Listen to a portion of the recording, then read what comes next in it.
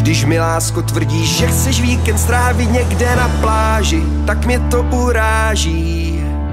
Já do báglu raději hodím termoprádlo, rum a pohory a zmizím na hory. Co se stane na horách, to zůstane navždy v nás. Hlavně nechci sedět doma v bačkorách.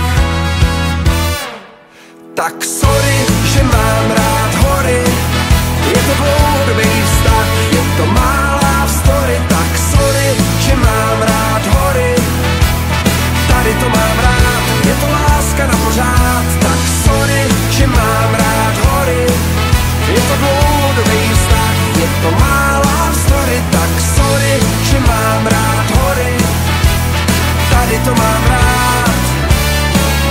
Tak sorry. Jen tak přemýšlím si, chodím sem a tam, nikde žádnej ruch, jenom čerstvej vzduch.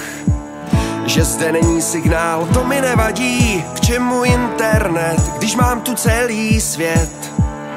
Co se stane na horách, to zůstane navždy v nás. Hlavně nechci sedět doma v bačkorách.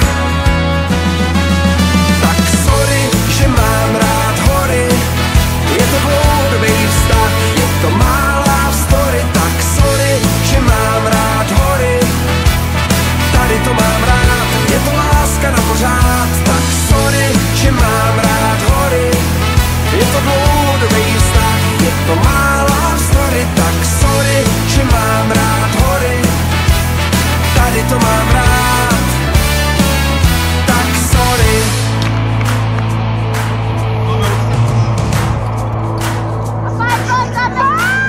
Ať seš horal profík nebo amatér, kopce byly, jsou a budou vždycky fér. Jestli chceš zážitek, co nemá zápory, a kašli na moře a vyraž na hory.